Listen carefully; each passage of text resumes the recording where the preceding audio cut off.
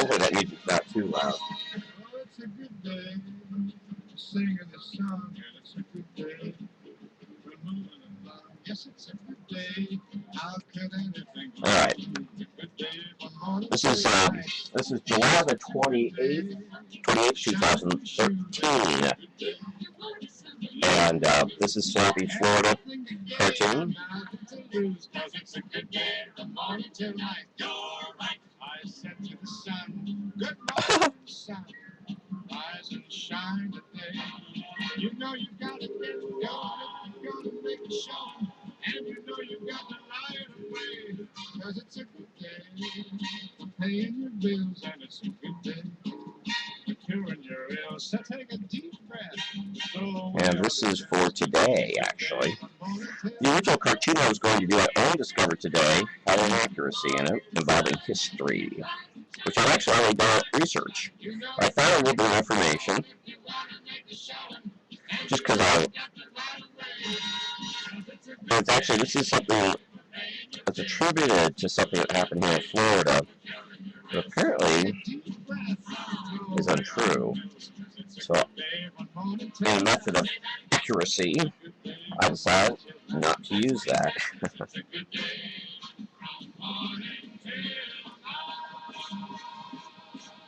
But it shows that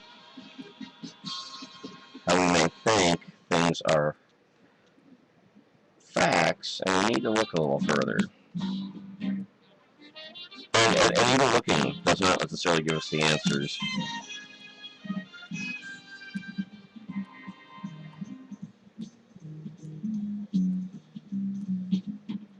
Lullaby the birdland, that's what I always sing. When you sigh, never in my wordland could there be ways to reveal in a phrase how I feel. Have you ever heard two? I'm doing this right now using Ustream. When they lie, this will go up on musically make with our lips. When we kiss, I'll actually probably be back here in just a little bit. Do some more research, probably some other work I'm doing. Swampy, Florida is to promote the incredible history, heritage, and culture of the great state of Florida and get people to visit our state. And I mean beyond the silly kitty amusement parks. And this is about the first postmaster in the city of Moorhaven. I don't tell what and you can't read anything here. You'll have to go to the Swampy, Florida website to see the final version of this.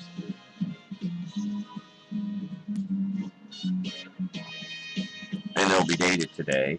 So if you see this in a year from now, excuse me, you'll have to look for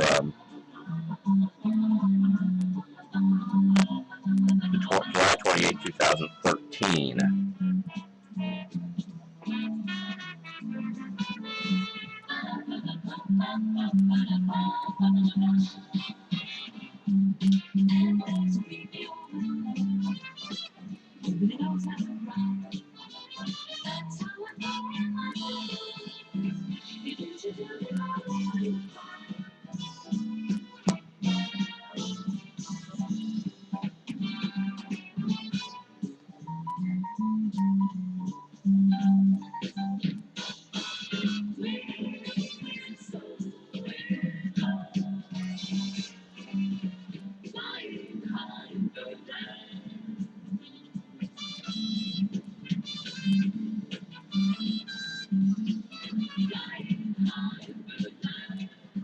This is Pasco Pete, this is Swampy, and this is an alligator. Often the alligator is Trilby. Not necessarily the case here. I'm not really identifying who that alligator is. I have put a hat on him. Ooh. That is sounding loud, isn't it? Let's try it. It's been a while since I've used Ustream before 2 days ago or so. It's been really using it. It's been a year or two actually. Everything I see reminds me.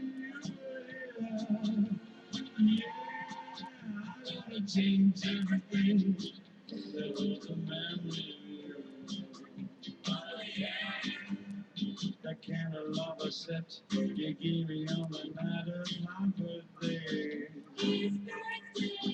The records that you bought, the hi-fi we loved to play. That's Dean Martin, by the way, of which I'm a huge fan. The decorating man will come and rearrange them. I'm not sure which is this. This is either from the an album or because I've converted some albums to put on iTunes or whatever this is, or it's a from a series of CDs I have. Or I've got a lot of Dean Martin. I even have some 8-track tapes involving Dino. I have some 45s too, of course. Everything I see reminds me of you. Yeah, I'm gonna change everything. There's a memory. I'm not blocking the camera as well as I can always see. Now, after I get done inking this, which I'm inking with a Faber-Castell artist pen, which I've been using for, I think, since I came out. Every night I dream of someone new. Yeah, I'm gonna change everything. There was a memory. Yeah, I'm gonna change everything. There was a memory. Let's go ahead and just darken that.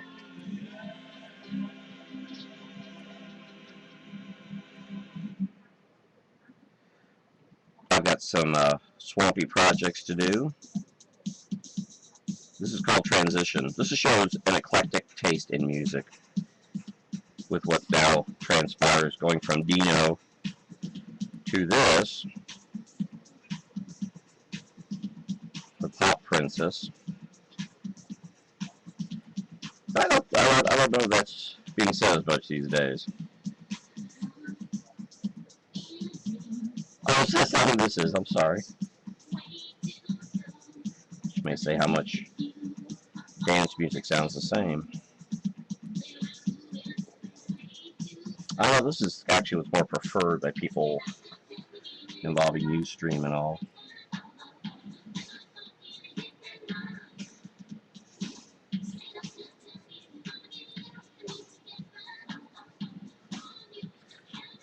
In my iPhone, I have a set of music that I call, that has a designation as wake-up music, so when I drive and I'm very tired, I use that music to kind of keep me awake. This is not in there, and I ought to move that in there, because this would wake me up driving dark roads. You know, I just need to darken this too. I realized to really make this, be able to better see this. So it kind of takes away. Doesn't matter, I need it to be, contrast is more important. Yeah, that's better.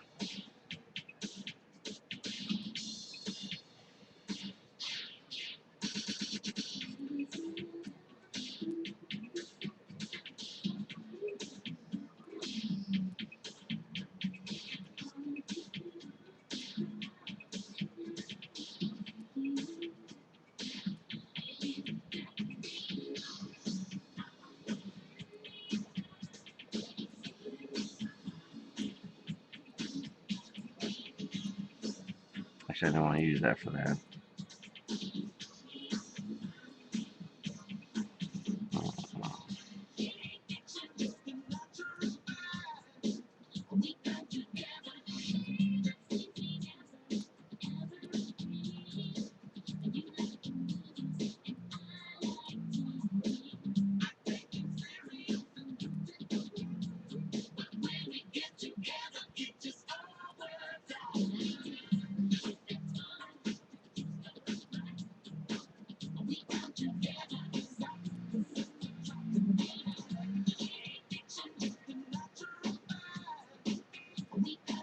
The original cartoon was about a phrase called the real McCoy, and it's attributed to something that happened in Daytona Beach involving rum runners back in the during the days of Prohibition. And the McCoy brothers, family actually, had a boat called the Tomoka, would run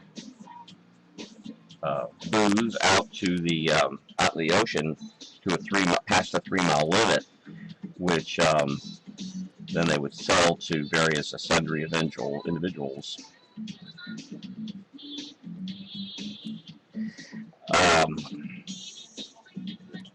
And the McCoys were known for being very honest, whereas many in the illegal booze business, surprise, surprise, weren't necessarily honest. Oh, well, I really don't like how that looks. Dude, that looks awful.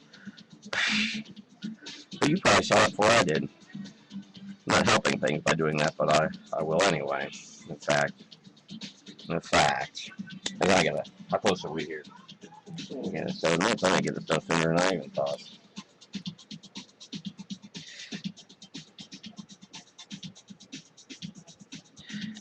They would run it out because they were the honest. McCoys were honest. They would call the alcohol the real McCoy. When I did a little looking and found out real McCoy was used before that, however, not in the U.S. I would guess the real McCoy phrase in Daytona Beach, because it was for alcohol that was shipped up north and it was everywhere. It's possible the idea of the real McCoy helped perpetuate the phrase further at that time period, because the little bit I came upon didn't show that it started in the 1800s, or at least there's reference to it in the 1880s. What made it keep going? Phrasing has to be perpetuated by something. I mean, for example, there's Paula Abdul. If she doesn't perpetuate, people forget who she is. She has not perpetuated, but she's lost in a sense. Well, she has. I guess she was in some TV show, the judge or something. So yeah, so she was able to perpetuate, but you have to do it. But she's not perpetuated as a musician. You have to do that. She used a thinner pen for that, but oh well.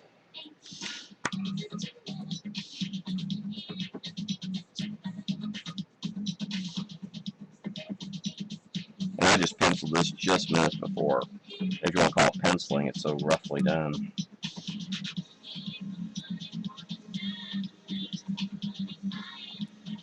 But to indicate that it was perpetuated by way of Daytona Beach is too much to explain, and well, it's such a small area. I mean, I don't have much room. Okay, I want to put the words.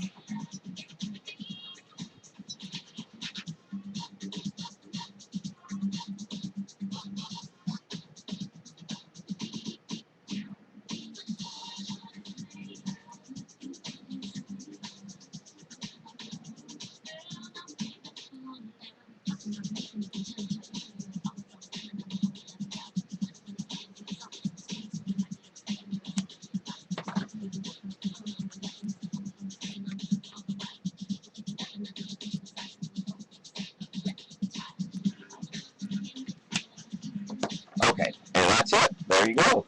Did that. We tried to expand it a little bit. It's still didn't make it 15 minutes. Okay, well, that is that. I'm going to stop broadcasting now again. I'm going to turn this down a little bit. This is December. What I keep doing? I keep looking at the time. It's 12. It's 12. I'm thinking December. It's July the 28th, 2013, and this is for Swampy's Florida. Swampy'sFlorida.com or Swampy's Florida on Facebook, where lots of photos. This is the only cartoon that appears over the week, though. Books I'm working on will appear, artwork for books, especially today. That's why I'll probably be back a little bit later. And this is right now black and white. I'm about to scan this, color it, and it'll be in full color here. Should be by hopefully 1:30. Cross my fingers. It's a lot faster inking, pencil and inking than it is to do the digital stuff, which takes forever for me. All right, well, thank you very much for being here. This is Rob Smith Jr., and this is for Swampy's Florida. Thank you very much. Bye-bye.